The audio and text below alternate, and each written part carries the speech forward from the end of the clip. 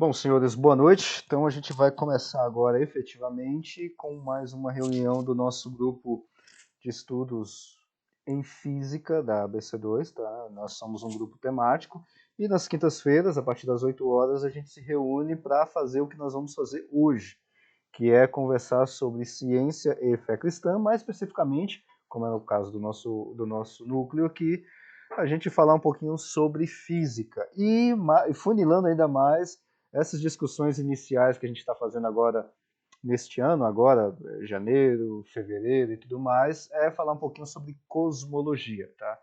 Então a gente está começando literalmente do começo, né? Começando do começo, que é com cosmologia.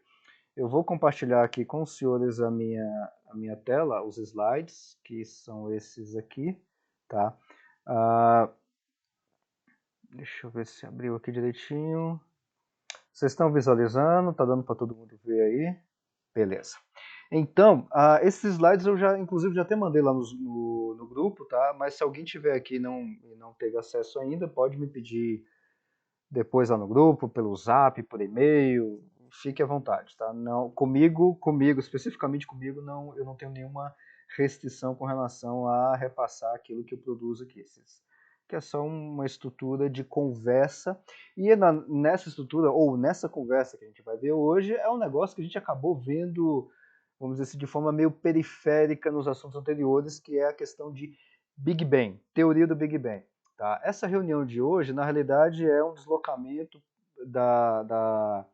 de uma reunião que a gente teria na semana passada, mas na semana passada ia ter a jornada, no final das contas mudou a data da jornada, que vai ser semana que vem, e aí ia ficar muito tempo sem a gente ter reunião, aí eu encaixei essa reunião agora sobre evidências do Big Bang, que inicialmente não estava programado, mas agora a gente colocou até para dar uma complementar. O que a gente viu até agora, tá? É só um resumo muito rápido, né? Só de citação do que a gente viu até agora. A gente viu a teoria do Big Bang, a parte, vamos dizer assim, teórica, tá? As equações de campo da relatividade geral, métrica de FRLW, né? De Friedman, Lemaitre, Robertson e Walker. E vimos também um pouquinho sobre aquela grande controvérsia no início do século XX, né, que na realidade foi uma reunião em abril de 1920, sobre a questão de algumas nebulosas, se estavam dentro, se estavam fora do nosso universo, né? E o nosso universo nessa época era o que nós chamamos hoje de Via Láctea, né? E aí a coisa só foi resolvida com as observações do Slipher, com relação ao redshift, né? Ele começou a usar essa técnica principalmente para a galáxia Andrômeda, e aí a gente começou a utilizar para fazer as observações de outros objetos mais distantes, e deu certo. E aí até que o Hubble definiu, porque em abril de 1920, quando teve aquela disputa, eu sou muito ruim para decorar o nome dos caras, tá? Então eu não lembro o nome dos dois indivíduos que estavam com a disputa, um defendendo que as nebulosas estavam dentro da nossa galáxia, ou dentro do nosso universo, né? E o outro estava defendendo que as galáxias, aliás, as nebulosas estavam fora do nosso universo, ou seja, mais distante do que o nosso universo, que no caso a referência era da Via Láctea. Tá? Eu não vou lembrar agora o nome dos camaradas. Mas nessa reunião de abril de 1920, a decisão foi que não teve decisão alguma. Com as observações que se tinham na época, não eram muito inconclusivas, não dava para bater o martelo. Depois veio o Hubble, né, em 1927, depois em 1929, e apresentou aquilo que nós chamamos de Lei de Hubble, e depois, em 2018, foi alterado para a nomenclatura de Lei de Hubble-Lemaitre, que são as observações onde realmente definiu essa questão do que é o universo, essas nebulosas estavam realmente fora ou não, e realmente estava fora do, entre aspas, nosso universo. Inclusive, o Hubble até cita essa nomenclatura, e esse outro camarada que eu estou tentando lembrar o nome dele, defendia justamente isso, que essas nebulosas estavam fora da nossa galáxia, aliás, fora do nosso universo, chamou essas nebulosas ou essas regiões de universos ilha. E aí depois a gente foi construindo conhecimento e viu que na realidade não é outros universos ilha, e sim são galáxias, tá? Diversas outras galáxias bem mais distantes. E aí, nesse meio tempo, a gente viu também, porque ali a década de 20 e 30 é uma confusão, no bom sentido da palavra, porque a gente tem desenvolvimento de um monte de coisas. Nós temos aí mecânica quântica, praticamente a segunda, vamos chamar de segunda revolução da mecânica quântica, tá? Que ali a década de 20, 1920 e pouquinhos, 20, 24, 26, com os trabalhos de de Broglie e por aí vai, porque já teve a primeira revolução. Na verdade, teve o nascimento da mecânica quântica lá com Planck, e o cara que não gostava da quântica, Albert Einstein, é uma ironia do destino muito, muito interessante, né? O cara não gostava, mas é um dos pais fundadores da mecânica quântica. Depois a gente teve o modelo do Bohr, né, em 1914, 1918, por ali. Eu não decoro datas também, tá? Então tá mais ou menos nesse período nebuloso. Década de 20 a gente conhece aí eu estou falando assim, a gente conhece, tá? A gente físico, tá? Quem é físico ou quem já estudou mecânica quântica ou quem já ouviu falar, tá? Quem nunca ouviu falar disso, não tem problema, tá? Não se sinta envergonhado de perguntar pelo chat aqui, aí eu respondo aqui já na hora, ou na hora das notas da discussão, pode perguntar à vontade, tá? Então aqui é proibido estar com dúvida, pergunte, tá? É a única proibição que nós temos é ficar com dúvida, pode perguntar à vontade, tá? A gente está aqui justamente para responder perguntas das mais simples, que não é de ninguém da física, quanto as mais complexas, se a gente souber, obviamente, tá? Então, década de 20 a gente conhece bem ali as equações de Schrödinger, a gente tem ali Heisenberg, tem os trabalhos do de Broglie, outros trabalhos mais para frente, ali no final da década de 20 e 30, que partículas e ondas se comportam como partículas e ondas de forma experimental. Então, ou seja, a década de 20 está vamos dizer assim, tá tudo efervescendo na área da física e na cosmologia também, porque tem essa controvérsia de 1920, 1919, um pouquinho antes, no final da Primeira Guerra Mundial praticamente, a gente tem o desenvolvimento das equações de campo da relatividade geral com Friedmann, né, fazendo aquelas primeiras equações dinâmicas. Depois tem o Lemaitre, em 1900 e lá vai mistura ali, 23, 24, por ali, 25. Inclusive ele apresenta esse resultado para o Einstein, tá? Onde ele descobre, o Lemaitre, que o universo ele não tem apenas dinâmica, né? Ele está aliás, depois de 1927, porque ele utilizou a tabela de dados do Hubble. Então é 1927, por ali.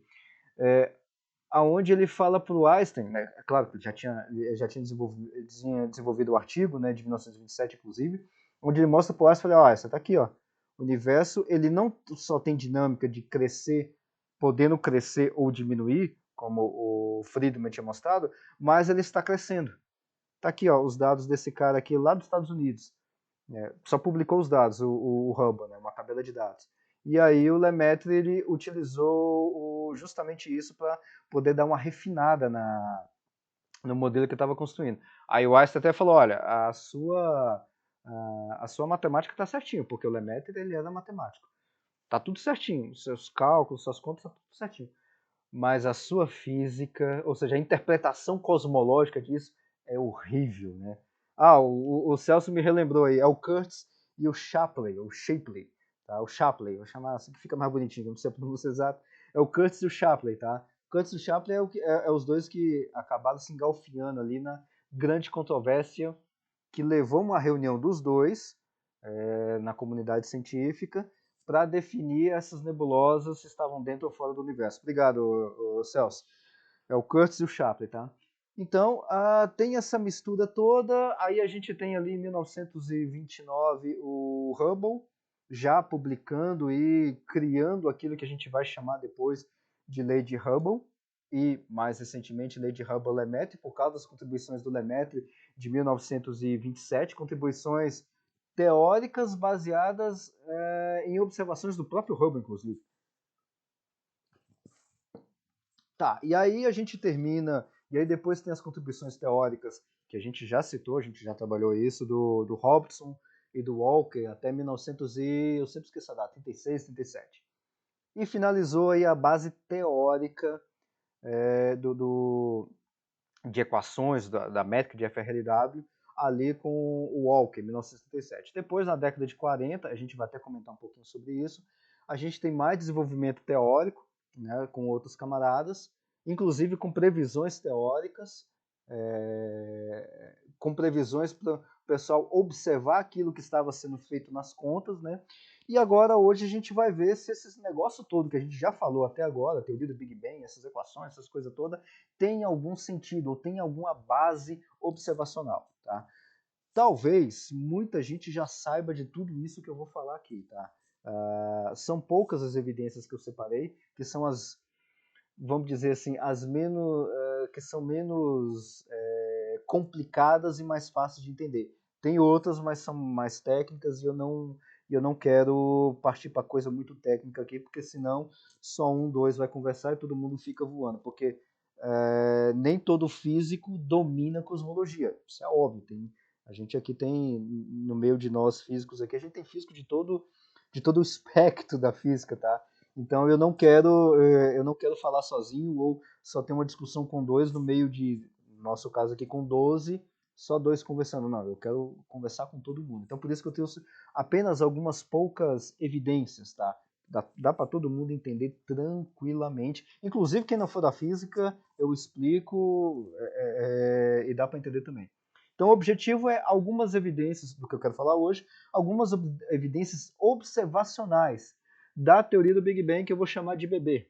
Tá? É um nomezinho bonitinho, bem carinhoso. Tá? Então toda vez que eu falar bebê é o Big Bang, ou a teoria do Big Bang. Tá? Então, bom, tudo isso, a revisão aqui, coisas que a gente já conversou nas outras reuniões, então eu só coloquei aqui a mais só para vocês terem uma ideia por onde a gente está passando. Não, como matemática, Angélica, você vai entender o que a gente vai falar com certeza, viu?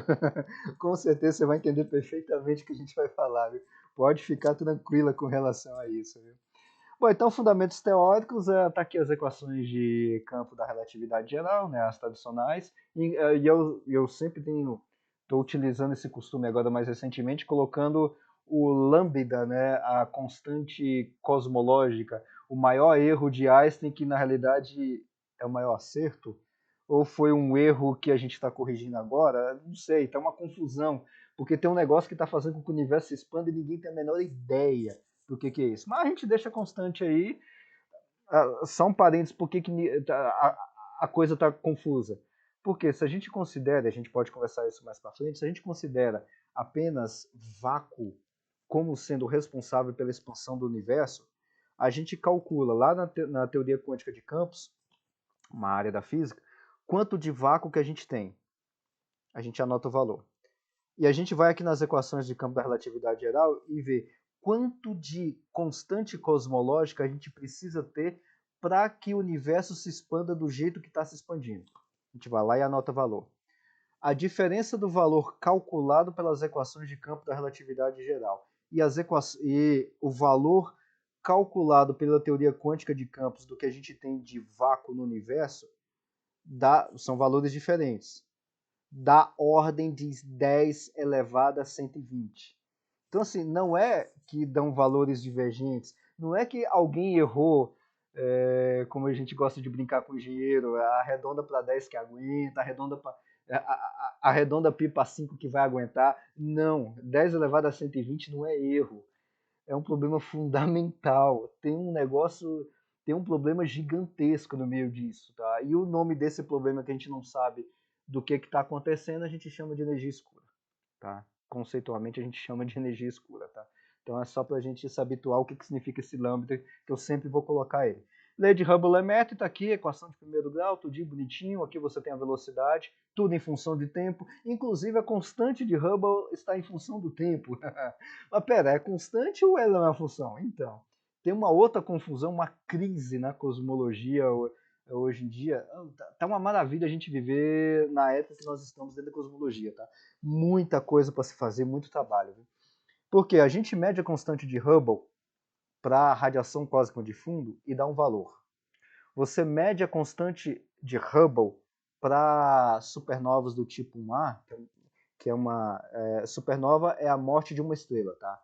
Tipo A é um tipo de supernova, é um tipo de morte de estrela, tá? Melhor explicando. E aí você vai medir a constante de Hubble para para essas. E aqui é claro, é tudo em relação à questão de distâncias, tá? Para supernovas do tipo 1A, dá outro valor. Aí você pega a margem, aquela barrinha de erro para supernova do tipo 1A e para constante de Hubble medida na radiação cósmica de fundo. Você pega a barra de erro, nem se você forçar as barras de erro no seu limite, não encaixa. A constante de Hubble não se encaixa. Um dá valor de, se eu não me, agora eu não lembro agora os valores exatos, mas um é 67 quilômetros por segundo por megaparsec, que é da radiação cósmica de fundo, e a das supernovas do tipo 1A é 74 quilômetros por segundo por megaparsec de distância. E aí você fazendo as barrinhas de erro ali, um para menos e o outro para mais, nem encostam as barras de erro. Ou seja, é uma disparidade. E, assim, é um dado observacional. Não tem aqui, não tem marretada para você fazer, não. Então, assim, a gente está com um problema gigantesco. Então, assim, já para prevenir o problema, eu, como sou teórico e eu vou arrumar. Eu teórico, eu estou falando no caso no plural, tá? Todos os teóricos. Como nós vamos arrumar esse problema da lei de Hubble-Lemaître aqui, a constante e tudo mais, então a gente já está começando a arrumar, colocando a constante em função do tempo, tá? Então a gente já começa a arrumar o problema por aí. Princípio cosmológico, aquilo que a gente já conhece bastante, tá? O universo ele é homogêneo e isotópico a larga escala. O que quer dizer isso? A larga escala é em distâncias cosmológicas acima de, vamos arredondar que aguenta, 300 milhões de anos-luz de distância. Tá? Acima de 300 milhões de anos-luz de distância, ou 100 megaparsec de distância, o universo ele é homogêneo isotópico, não tem centro, ele tem a mesma aparência, tem mais ou menos a mesma distribuição de matéria e por aí vai. Claro que localmente ele tem anisotropia. Isso é bem visto, bem conhecido quando a gente observa aglomerados de galáxias e tudo mais, e até na radiação cósmica de fundo a gente observa uma anisotropia. E outra base teórica do Big Bang é que o Big Bang ele vai propor que o universo tem um início quente, denso e com dominação da radiação. Início quente, a temperatura na escala de 10 elevado a 32, 33 Kelvin, graus Celsius, Fahrenheit, tanto faz, porque nessa escala a coisa está literalmente fervendo. Denso, a gente sabe que a matéria toda do universo está concentrada num volume, nesse caso aqui, num volume muito pequenininho, ainda tem volume, tá? Não é zero, mas a densidade praticamente explode. É o que nós chamamos de singularidade, tá? E dominação de radiação. Então, essas são as partes, vamos dizer assim, teóricas, né, do Big Bang. A métrica de FRLW está aqui em coordenadas esféricas. Esse kappa, ou K, tanto faz aqui como você chama, eu gosto de chamar de kappa, ele tem, que é esse valorzinho que está aqui embaixo, ele tem valores de -1, 0 ou 1. Só esses três valores. E o que significa isso? Significa a forma, o formato do universo. Qual que é a geometria do universo, a topologia dele, tá? O universo, ele é... eu sempre confundo esses números. -1, se eu não me engano, ele é aberto, igual uma sela de cavalo, né? Aquela sela onde a gente monta no cavalo. 0, ele é plano. E eu sempre coloco esse disclaimer que o universo pode ser plano, mas a Terra não é plana, tá? Nunca. E o valor de 1 significando que o universo ele é fechado, como se fosse uma hiperesfera de 4 dimensões. Arredonda aí uma esfera toda fechada, tá? Isso seria a outra forma do universo. E, inclusive, a gente vai ver um pouquinho sobre isso também, tá? Bom, então isso aqui é uma revisão teórica muito rápida de tudo que a gente já viu. Tá, vamos lá para as evidências da teoria do Big Bang. Tudo isso que a gente falou sobre o Big Bang tem alguma evidência? Isso não é só uma teoria, tá? Obviamente que a gente está no meio aqui de cientistas, e aí quando eu falo cientistas, eu estou falando de alunos que estão no início da graduação a professores, igual o professor Covolan aqui, professores aposentados. Eu estou colocando todo, aposentado da Unicamp, tá? Mas ele continua trabalhando e muito, tá? Então o cientista que eu estou falando é essa galera toda, tá? Então eu considero cientista todo mundo nisso. Nós, como cientistas, a gente sabe que teoria não é igual a gente ouve falar na rua. Ah, é só uma teoria, né? A gente sabe que teoria tem uma carga de conhecimento muito maior, tá? Eu tenho um complemento muito maior do que, é só uma teoria, tá? Mas, comumente, a gente ouve críticas à teoria do Big Bang por causa disso, mas, obviamente, são de pessoas que não têm esse conhecimento, vamos dizer assim, inicial do que é teoria, do que é hipótese, do que é lei, por aí vai, tá?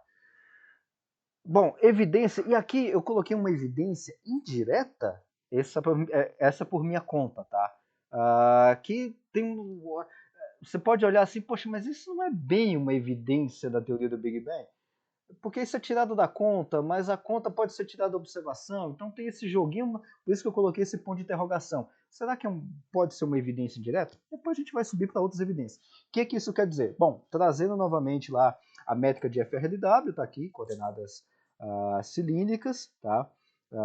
Tempo, aqui a gente tem a métrica direitinho. O A, eu esqueci de mencionar o que é isso, né? O A é o fator de escala, tá? O fator, pensa, para quem nunca viu isso, pensa que é um fator que você coloca na equação que vai te dar o quanto de distância tem naquela observação que você está fazendo, ou naquela geometria que você está fazendo. A grosso modo seria isso. Aqui não tem, mas tem a gente também considera um A ponto, um pontinho em cima desse A, que significa a derivada dessa função aqui. A derivada do fator de escala vai dar a velocidade. E com dois pontinhos, ou seja, uma derivada segunda, tá, vai dar a aceleração. Mas isso aí a gente não vai mexer, mas é só para dar uma adiantadinha se alguém vê alguma coisa naqueles livros de cosmologia que eu até mandei lá, tem A ponto, A dois pontos, A ponto ponto, que é a derivada segunda tal. E inclusive tem uma relação, eu nem trouxe aqui, então veja que o negócio não está nada técnico, tá? Que vai estar relacionado ao fator de escala, velocidade e aceleração com a constante de Hubble, tá? Vocês podem ver isso naqueles livros de cosmologia. Então, o K, ou kappa, é o que vai dar a forma do universo. R é o raio dessa região, né, esférica. Aqui tem um ponto muito importante. Aqui eu estou trabalhando com coordenadas esféricas.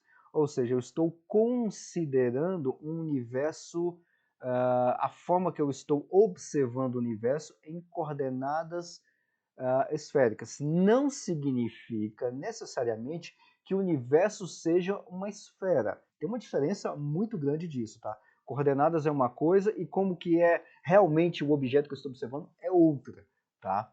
Você pega, por exemplo, acho que você deve estar vendo a minha câmera, mas quem está no YouTube não está vendo, mas não tem problema. Eu estou com a caneca aqui em mãos, tá? Eu tenho uma caneca aqui em mãos e eu consigo descrever essa caneca em diversas formas. Eu consigo escrever ela em coordenadas esféricas, então eu vou tratá-la como se fosse alguma coisa em torno de raio, de senos, cossenos, de ângulos e tudo mais, e vou descrever essa caneca. Mas eu posso descrever ela em coordenadas cartesianas, coordenadas cilíndricas, coordenadas polares. Então, coordenadas, para quem não pegou ainda cálculo 1, 2, eu nem lembro agora qual parte que a gente vê isso, coordenadas, então, é a forma de você descrever as coisas. Não vai dizer que aquela coisa que você está descrevendo é exatamente daquele jeito. É só uma forma mais fácil, vamos dizer assim, de escrever as equações. E aqui, a forma mais fácil, entre aspas, de descrever o universo é em coordenadas esféricas. E aqui a gente considera o universo, obviamente, o universo que a gente enxerga, que a gente chama de universo visível. Tá? Que o universo invisível, ou seja, está além do que a gente observa, a gente não considera. Tem alguma coisa além do que a gente observa? Pode ter. Tem, não tem, não sei. Mas o que a gente considera é aquilo que a gente observa, tá? E aí, juntando tudo isso aqui, e as possibilidades que o universo pode ser aberto, plano ou fechado, como uma esfera que não tem nada a ver com coordenadas esféricas, tá? Coordenadas esféricas é uma coisa, e o universo ser uma esfera é outra coisa, tá? Se não entendeu isso, pode perguntar na discussão que eu repito novamente. E aqui, nos resultados do Planck, aquele satélite Planck, nos resultados de 2018, que mediu a radiação cósmica de fundo e tudo mais, ele está trazendo que todo esse conjunto de dados que ele fez observação, ele está demonstrando que o universo ele é espacialmente flat, plano. Ou seja, está meio que batendo para um universo do tipo zero, ou com capa igual a zero. Tá? E isso quer dizer que o universo pelas observações do Planck, ele é plano. O universo, Terra não, tá? Tá aqui o artigo inclusive está aberto, vocês podem dar uma olhada lá, ele está completamente liberado lá para a gente poder ler, tá? Então, aqui está a representação é isso mesmo, aberto, plano e fechado. O aberto é com aquele capa igual a -1, tá? Então, o nosso universo está praticamente plano, tá? Ele tem algumas dobrinhas aqui no meio, mas a sua geometria, vamos dizer assim, uma geometria plana, tá? Em 4 dimensões, 3 dimensões espaciais e uma temporal, tá? Teoria de cordas, teoria de supercordas, em 9 dimensões, em 10 dimensões, em 26 dimensões, por enquanto está descartado, tá? O nosso universo só tem 4 dimensões, tá? Então, não tem 6 dimensões em espaço escalabial aqui não, tá? Então, ainda não cabe, tá? Então, o nosso universo é, como eu estou falando, plano. Terra não é plano, tá? O nosso universo está mais parecido com isso aqui, onde a gente tem forças gravitacionais, né, representadas aqui por essa distorção. Aqui é um formato um pouquinho mais certo do que aquela representação que a gente tem daquela cama daquele lençol, colocando um peso em cima e fazendo aquela curvatura. Obviamente, eu estou falando de curvatura dentro do contexto da interpretação gravitacional da relatividade geral, tá? É dentro desse contexto que eu estou trabalhando. Tem outras formas de observar isso que não é por curvatura. Por exemplo, com torção, onde a gente não tem problemas da relatividade geral. Mas isso é outra discussão, tá? Então, isso aqui é uma outra forma, ou seja, o nosso universo ele é desse jeitinho aqui, tridimensional ou quadridimensional, com essas distorções locais. E plano, tá? Plano, obviamente, a gente sabe que coisas em 3 dimensões pode ser plano, tá? Um tipo de geometria, vamos dizer assim. Tá? Agora que começam as observações Hubblianas, tá? Esse é um nome que eu inventei, eu não tirei de lugar nenhum, inventei.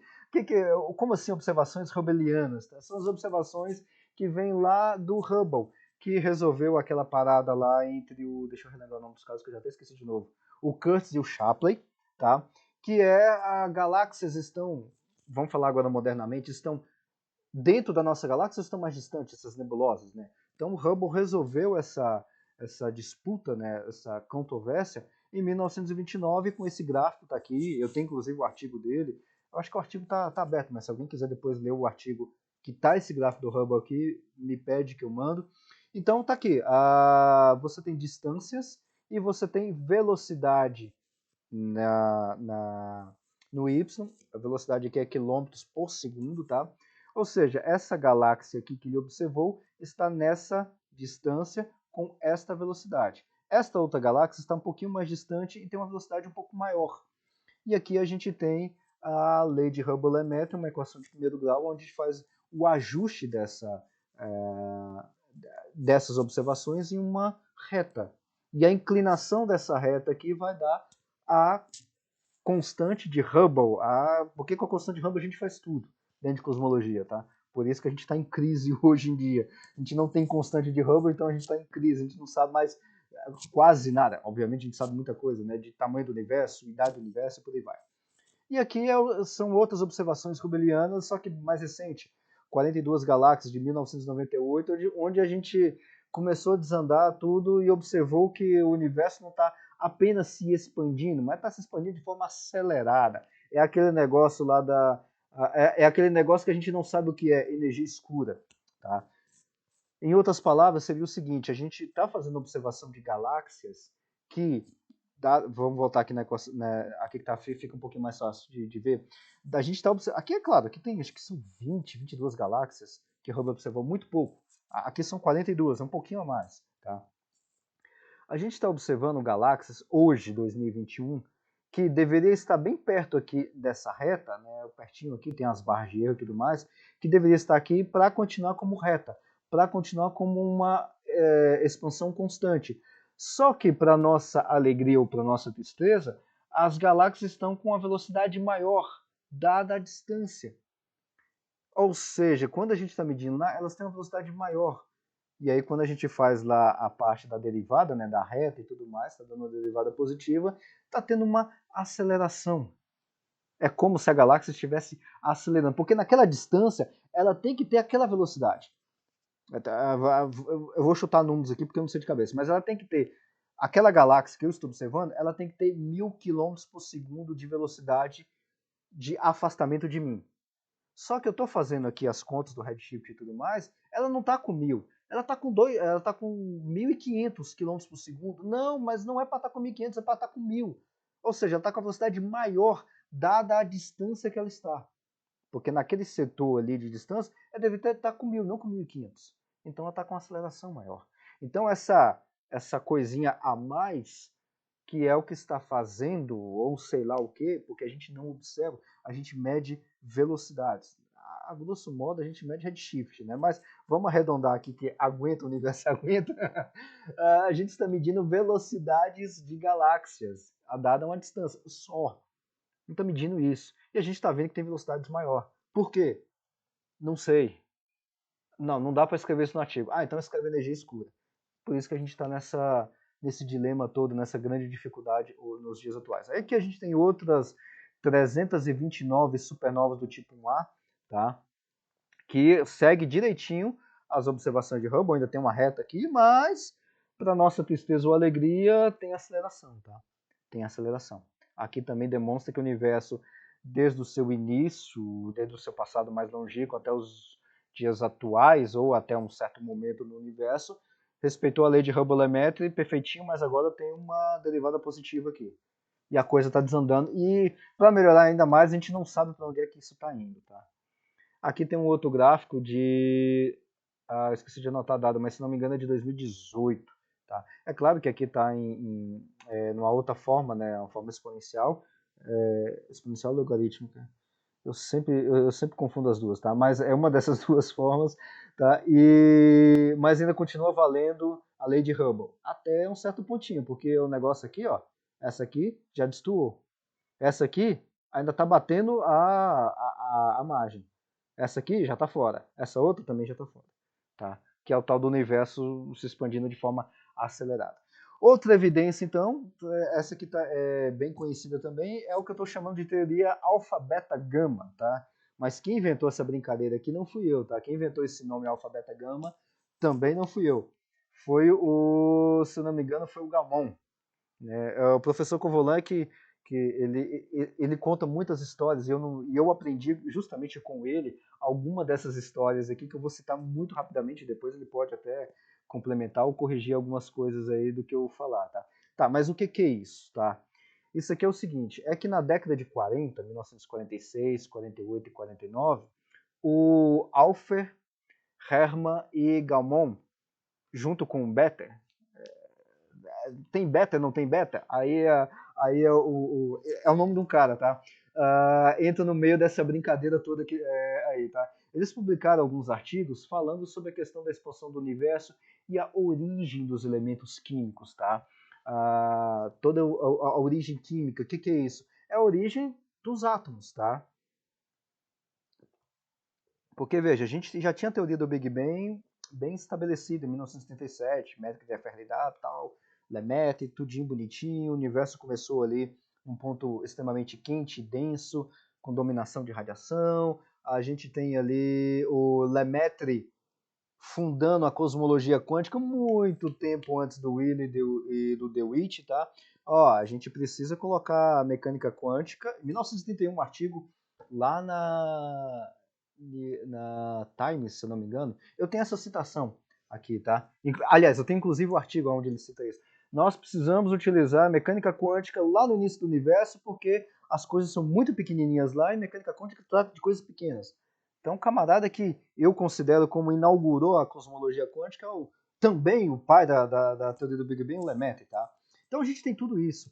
E aí começa esses camaradas aqui, o Alfer, Hermann e o Gamow, falando sobre, começou o universo, mas o universo começou com um monte de coisas de radiação, ainda não tinha a questão dos quarks ainda, mas vamos colocar o nosso pensamento bem anacrônico para aquela época, uma sopa de quarks, então você não tem átomos, você não tem partículas, você não tem hardons, né, que são prótons e nêutrons. Como é que esse negócio todo se aglutinou de alguma forma e formou os elementos químicos que nós temos hoje em dia? É os trabalhos do Gamow, tá? Então eles fizeram do Gamow, do Alfa e do Hermann. E do Better também, que tá no meio aqui. Tá no meio com o nome, mas entrou ou não entrou, isso é uma outra brincadeira que tem aí. Tá? Ah, então eles trabalharam com isso e montaram qual que é a origem ou como os elementos químicos foram se juntando ou foram surgindo no que nós chamamos de nucleossíntese primordial. Nucleossíntese primordial é um negócio que está funcionando, que vai funcionar depois do Big Bang. Tá? Depois, o que é o Big Bang que a gente está falando aqui? É depois do período de inflação. A gente vai falar disso um pouquinho mais para frente, tá? Aliás, não hoje, mas em outras reuniões, tá? Que Big Bang e inflação é isso que nós chamamos, ou é esse período inicial. Então, depois do Big Bang, ou depois da inflação, a gente tem esse período de nucleossíntese primordial.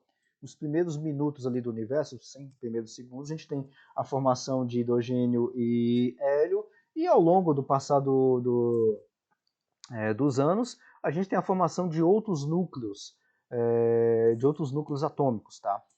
Tudo trabalho desses camaradas até 1949. Então eles trabalharam com a questão de níveis ou de proporção de hidrogênio e hélio no início do universo, advindo de reações lá no Big Bang, ou depois do Big Bang, se a gente for um pouquinho mais exato nisso, tá? E eles também trabalhando com previsão teórica da radiação cósmica difunda, CMB, com temperatura de 5K. Que é isso? Isso aqui quer dizer o seguinte, olha, o universo nasceu lá no Big Bang e tal, passou esse período, surgiu essas outras partículas, os átomos primordiais, e tem um período de aquecimento, reaquecimento, por aí vai, um monte de outras coisas, mas se tudo isso aconteceu realmente, porque isso tudo é cálculos matemáticos, né? É só teoria, como o pessoal costuma falar, é só teoria, né? Se tudo isso realmente aconteceu, de acordo com as nossas contas, hoje nós vamos ter aqui, observando no universo fora, veja que isso, vamos arredondar, em 1950. Nós não temos satélites, não temos o COBE, não temos nada de observar o universo, tá? Temos aí alguns telescópios e só. E a gente tem, se não me engano, em 1950, Yuri Gagarin até depois disso, tá? Ou seja, não tem nem coisa indo para o espaço ainda, tá? Então, se tudo isso está certo, de acordo com os nossos cálculos, que esses caras fizeram, em 1950, o universo começou no Big Bang e a coisa está muito quente, vai se resfriando ao longo do tempo, e hoje, se a gente observar o universo, vai ter o quê? Vai ter uma radiação, que a gente sabe muito bem que são fótons, radiação tem temperatura, vai ter uma radiação de micro-ondas, a gente sabe a frequência certinha. Micro-ondas, para quem não sabe o que eu estou falando, é a mesma radiação que tem no aparelho micro-ondas que você tem em casa que esquenta comida, tá? É a mesma frequência, tá? Vamos dizer assim. E essa radiação de micro-ondas, na frequência de micro-ondas, tem uma temperatura de 5K, 5 Kelvin. Tá lá perto do zero absoluto, tá? Menos 200, menos 273, nossa, agora deu um nó na cabeça aqui, menos 277 graus Celsius, nossa, deu um nó na cabeça agora. Nessa faixa aí de menos 270 e tantos graus Celsius, tá? Nessa escala. Beleza, isso aqui é previsão teórica. 5K de temperatura, radiação de micro-ondas, e aqui nós temos são observações, inclusive, tá aqui o site, depois vocês podem olhar, que a previsão que eles fizeram para os níveis ou para as proporções de hidrogênio e hélio em galáxias, observando em galáxias e observando porque galáxias são as mais distantes que a gente consegue observar, porque você pega o seguinte, você pega aqui, dado o início do universo, com tudo isso muito quente, depois de 80, 100, aliás, 200 milhões de anos, 80, 100 milhões de anos, você tem a formação de estrelas, não de galáxias. Lá para 150, 200, 250 milhões de anos depois do Big Bang, você tem a formação de galáxias. E aí, quando a gente tira o espectro da galáxia, a gente vê a proporção de hidrogênio e hélio e outros elementos químicos que tem nessas galáxias, que são as mais distantes, até onde a gente consegue observar, e a proporção está dentro dos cálculos que eles fizeram lá, tá? A questão da abundância relativa, tá? E aqui tem uma outra foto que eu peguei, e aqui tá, eu espero que esteja certo os créditos direitinho, a apresentação que o professor Covolan fez na 4ª semana de estudos avançados da BC2. Sim, a gente tem semana de estudos avançados, a pandemia que não está deixando a gente fazer agora, de 2019. Ele fez uma apresentação muito interessante sobre isso, e aí eu peguei essa figura lá da apresentação que ele fez. Tá muito boa, e aqui tem inclusive até mais detalhes. Então, abundância em relação ao hidrogênio, tá? Densidade de matéria e de fótons. Ou seja, aquilo que nós observamos, que são esses gráficos aqui, está batendo com os cálculos lá do Gamow. Acho que quem fez esses cálculos, se não me engano, foi aqui, foi os três. O alfa, beta e o Gamow, né? O beta, você coloca uma incógnita aí se ele realmente fez ou não, tá? Ou seja, a observação está batendo, tá? E aqui tem uma tabela periódica, que acho que quase todo mundo conhece, de elementos químicos e a sua origem, tá? Então a gente tem origem de elementos químicos, por exemplo, de hidrogênio e hélio lá do Big Bang. Um pouquinho de cada um desses outros aqui, na realidade mais a questão dos isótopos, e outros elementos químicos que a gente vai montando por nossa conta e risco, criação humana e por aí vai, tá? Então isso aqui é interessante, essa tabela periódica pela origem, tá? Esse nome alfa, beta, gama, na realidade é por causa do nome dos caras. Alfa está fazendo relação ao alfa, que são as letras gregas, né? O Galmon indo pro gama, e aí os camaradas, por isso que tem essa brincadeira aí no meio, tava faltando beta, ou algum cara chamado beta, né? E acharam esse cara. E aí dizem, né? Aí tem uma certa lenda no meio. A gente não sabe se acredita ou não acredita, mas como é lenda, eu sempre gosto de acreditar em lendas, né? É sempre muito interessante. Colocaram o nome do camarada lá no meio, o Beder. Inclusive, esse artigo de 1948, eu tenho ele aqui, tá lá. E o nome dos caras nessa sequência: Alfer, Beder e Gamon. 1944, a origem dos elementos químicos, tá? E aí colocaram o nome do cara, mas não sabiam se o cara realmente estava ou não estava no meio da pesquisa, né? O Galmon e o Alpha estava, né? Então tem essa brincadeira. Então por isso que eu coloquei aqui o nome de teoria alfa, beta, gama, tá? Bom, outra evidência da teoria do Big Bang. Vocês estão me ouvindo? Tá tudo certo aí? Eu estou falando aqui, mas eu não sei se eu caí ou não. Só me dá um ok se tiver tudo ok. Sim. Então beleza. Então, a outra evidência da teoria do Big Bang é a radiação cósmica de fundo, que eu acabei de falar para vocês aí um pouquinho. Que é essa radiação que tem uma temperatura de 5K que o Galmon e o Alpher calcularam. E o que é isso? Quando o universo tinha, desde o seu nascimento até 380 mil anos de idade, todos os fótons que eram emitidos por essas partículas ou por esses átomos primordiais, vamos colocar assim, que é o hidrogênio, lítio e alguns isótopos ali, toda vez que tinha uma emissão de um fóton, ele era absorvido, emissão por um átomo, ele era absorvido por outro átomo. Sempre, constantemente.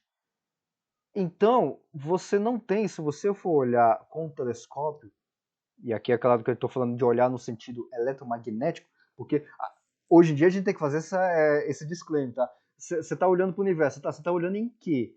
Espectro eletromagnético ou espectro gravitacional? Porque hoje a gente tem ondas gravitacionais, é uma outra astronomia observacional aí da gente ver o universo, tá? Então a gente tem que fazer esse disclaimer. Quando você olha para o universo no sentido eletromagnético, ou seja, utilizando fótons, você não consegue ver além de 380 mil anos. Por quê? Porque você não tem fótons para ver. Simplesmente não tem, porque até esse período está tendo emissão e absorção praticamente constante. Quando dá, claro que todo mundo aqui sabe que não é um valor exato, né? 380 mil, 400 mil anos depois do Big Bang, 1000 anos, não milhões, 1000 anos, esses fótons eles já não, quando eles são emitidos, já não são absorvidos muito rapidamente. E aí eles começam a vagar no universo inteiro. E o que nós temos hoje? Essa belíssima foto tirada na realidade eu tirei, foi desse artigo aqui, mas essa imagem que todo mundo sabe que é tirada do satélite Planck, que fez a medição da radiação cósmica de fundo, que é essa radiação em micro-ondas que está, vamos dizer assim, por todos os lados do universo, por todos os lados. E a gente tem essa radiação inteira, com temperatura de perto dos 5 Kelvin. Na realidade, essa temperatura aqui tem uma margenzinha ali, mas é de 2,70, 2,71, 72, 73 Kelvin, ou seja, bem pouquinho acima eita, do zero absoluto, tá? Mas ainda mesmo assim bate dentro dos cálculos lá de 1949, claro. que o pessoal teve que fazer alguns ajustes depois, tá? Então, mesmo assim ainda está dentro, tá? Que dá menos 270 graus Celsius, tá? É uma outra evidência, porque pegou um negócio lá de 1949 e veio vindo e o negócio deu certo. Inclusive aqui a gente tem aqui um outro gráfico muito bom com relação à questão da radiação cósmica de fundo em questão de graus de observação, tá? E aonde a gente tem essas observações, vamos dizer assim, nos graus maiores do céu e nos graus menores, onde você faz a observação. Depois, um outro momento, a gente pode falar sobre essa questão da anisotropia da radiação cósmica de fundo, tá? Alguém falou aqui do... Ah, tá. Então o beta, o professor Covalão tá falando que o beta foi incluído mesmo, né? Ah, então é a história mesmo real. Então, o camarada foi incluído. Agora, aí é que tem essa curiosidade, né? Ele foi incluído sem saber mesmo, depois que foi descoberto, é um negócio interessante, né? Então, assim, é uma história real, então. Assim, o artigo ele é real, tá lá o nome do beta. Agora, se ele sabia ou não, é o que eu levantei como lenda, mas na realidade parece que ele não sabia mesmo. É história real mesmo, tá? O artigo ele é real, tá? Ele realmente existe. Eu tenho ele aqui, depois se alguém quiser. É muito legal a gente ler esses artigos históricos, tá? E aqui a gente tem um outro gráfico sobre a radiação cósmica de fundo, né, a CMB. E aqui, veja, eu esqueci de explicar esse detalhe. Aqui, esses pontinhos aqui, na verdade, essa linha contínua vermelha, é a previsão teórica de como é que funciona a radiação cósmica de fundo na escala de 1 grau, de 0,25 graus, na escala de 90 graus. E veja, aqui não dá para ver, não dá para aumentar um zoom, a gente também tem os pontos observacionais da radiação cósmica de fundo. Está em cima da linha teórica. Tem uma pequena margenzinha que são essas coisinhas meio cinzentazinhas aqui. Não sei se dá para ver direitinho, mas dá uma pequena divergênciazinha muito pequenininha, mas ainda dentro da barra de erros aqui e mais para cá. Agora, a coisa desanda aqui, ó. Abaixo, até 10 graus, dá para 10 graus não, até o limite de 90 graus, bate a coisa direitinho. Opa, bate a coisa direitinho, né? Inclusive nas barras de erro.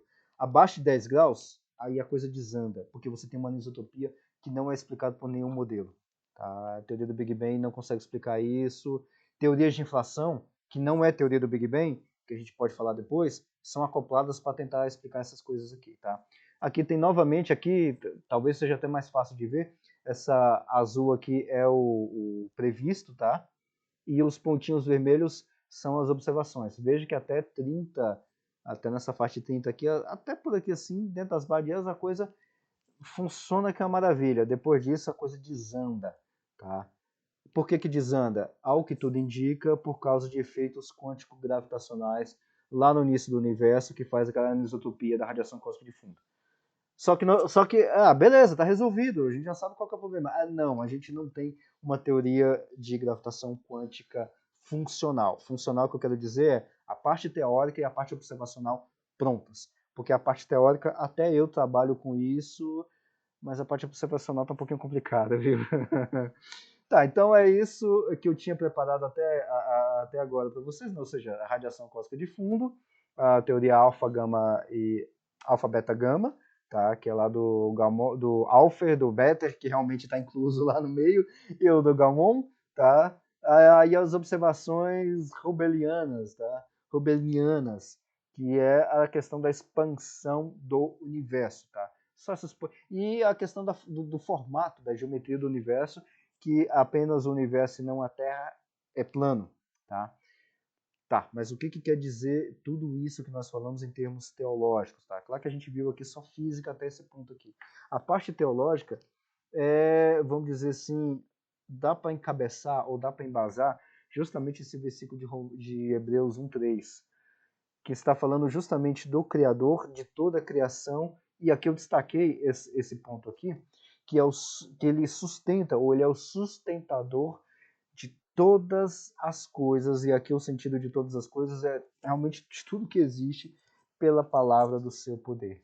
Tá? Então Deus sustenta tudo isso aqui, e até uma coisa que a gente comenta dentro de teologia é que as coisas só existem, só funcionam e estão funcionando hoje em dia, não é por causa das leis físicas que, sim, que estão funcionando, mas a causa primordial das leis físicas funcionar, ou a causa das coisas estarem funcionando hoje em dia, não é pelas leis físicas, que é uma causa, vamos dizer assim, secundária. Mas a causa primária disso é porque Deus está sustentando toda a criação. E aí a gente vai até um pouco mais além disso, que se Deus simplesmente parar de sustentar por algum momento lá no seu tempo, como assim, tempo de Deus? A gente vai ter algumas reuniões sobre tempo, mas não é hoje, vai ser mais para frente. Mas se Deus em algum momento do seu tempo parar de sustentar todas as coisas simplesmente deixam de existir. Deixam de existir no sentido físico, porque nem leis físicas sustentam aquilo que Deus não está sustentando, tá? Então é essa reflexão que eu queria deixar para vocês. Finalmente, a bibliografia tradicional aqui, que eu sempre deixo algumas coisinhas para vocês depois lerem um pouco mais, alguns artigos, alguns textos, alguns artigos que eu estou escrevendo, inclusive é, amanhã vai sair uma coluna que eu escrevo aqui no Hora de BDA falando sobre a Redshift e no sábado falando sobre as evidências da expansão do universo pela lei de Hubble-Lemaître, né? Então vai ter um pouquinho mais sobre essas coisas que a gente falou hoje. Vocês podem acompanhar os textos que eu escrevo, tudo em português mesmo, tá? A bibliografia aqui de livros, aqui todos em português, qualquer pessoa pode pegar e ler esses livros aqui que são em português, e um pouquinho mais técnico, que são esses livros de cosmologia, que eu até mandei lá no grupo, depois se alguém quiser me procura no particular, tá? Que são livros de introdução à cosmologia, tá? Que são atuais, estão atualizados até os dados dos últimos anos, tá? E uma mini agenda, a gente já vai concluir, tá? Que eu quero deixar de convite para todos que estão aqui, para quem está assistindo depois. No dia 20/3, sábado agora, tá? Depois de amanhã, no Núcleo de Ciências Naturais e Fé Cristã, 16 horas, nós vamos ter a nossa conversa sobre cosmologia, mas não é cosmologia física.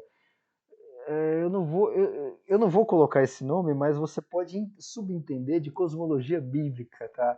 No sábado eu vou explicar o que é isso. Cosmologia, perspectivas bíblicas, tá?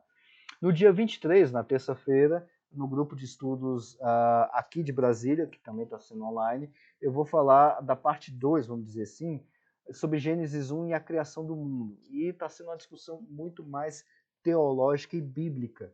Tá? A gente está pegando o texto bíblico mesmo e está vendo o que está acontecendo ali do ponto de vista bíblico, dado o conflito que a cosmologia está dizendo que o universo tem 14 bilhões de anos e a Bíblia está dizendo que o universo tem 10 mil anos. E aí, como é que resolve isso? Calma. A gente nem está entrando nesse tipo de briga, mas não tem discussão com relação a isso. A gente está vendo apenas a parte teológica, o texto bíblico puro, tá? Sem divergência, sem briga, porque não tem e nunca teve, tá? Dia 24 a 26, semana que vem, é a nossa primeira jornada do Núcleo de Ciências Naturais e Fé Cristã. Desafios e perspectivas, tá? A gente vai trazer, vai ser 3 noites muito boas, que a gente vai falar aí de diversos assuntos, não só eu, mas vai ter pessoas especialistas das áreas de biologia e de química também. Tá? A física vai estar lá dando a sua contribuição nessas conversas. E inscrições gratuitas, é liberado, não paga nada, tem certificado no final, coffee break à vontade. O problema é que em casa, né? Porque isso aqui é uma discussão virtual, tá? A gente vai ter essa apresentação virtual, tá? Depois me procura nos contatos aqui para fazer a inscrição, tá? Não perca, dia 29/3 nós vamos ter a segunda, e isso mesmo, segunda live sobre evolucionismo teísta? Não! Criacionismo da Terra Jovem vai ser a segunda, porque a gente já teve uma primeira. E nesse dia, vai ser pelo canal do YouTube lá do Núcleo de Ciências Naturais e Fé Cristã, depois eu posso mandar o link para vocês nos contatos, nós vamos tirar todas as dúvidas sobre o criacionismo da Terra Jovem. Se Adão tinha umbigo, se Adão veio do barro, se a Terra tem 10 mil anos, na perspectiva do criacionismo da Terra Jovem apenas. Porque na semana, se não me engano, acho que foi na semana passada, na semana passada, na terça-feira, a gente teve uma belíssima apresentação sobre o criacionismo da Terra Jovem. Isso dentro da ABC2. O núcleo que eu estou falando aqui, para quem não conhece, é Núcleo de Ciências Naturais e Fé Cristã da ABC2. Então a gente está falando sim de criacionismo da Terra Jovem dentro da ABC2, tá? Dentro da ABC2 mesmo, tá? Eu sempre gosto de enfatizar isso, porque tem algumas briguinhas que estão fazendo com a gente, que eu não sei por que estão fazendo, que a gente não fala disso. Tá aqui, estamos falando, inclusive. Tá aqui o meu contato, e-mail, Linktree, onde tem canal do YouTube, tem algumas coisas lá, vocês podem entrar em contato comigo. E o Linktree do Núcleo de Ciências Naturais e Fé Cristã da ABC2. Instagram, canal do YouTube, contato dos grupos. Eu quero participar do grupo de Física, eu quero participar do grupo de Biologia e de Química, como é que eu faço? Pode me mandar um e-mail, me procurar aqui diretamente, que eu te direciono para lá, ou pode entrar aqui no Linktree, que lá vai ter o contato do Zap, dos líderes do grupo, meu, do Instagram e por aí vai, para vocês saberem de mais reuniões como essas que a gente está fazendo e as reuniões do núcleo que são aos sábados a cada 15 dias, tá? Então eu vou encerrar a apresentação agora.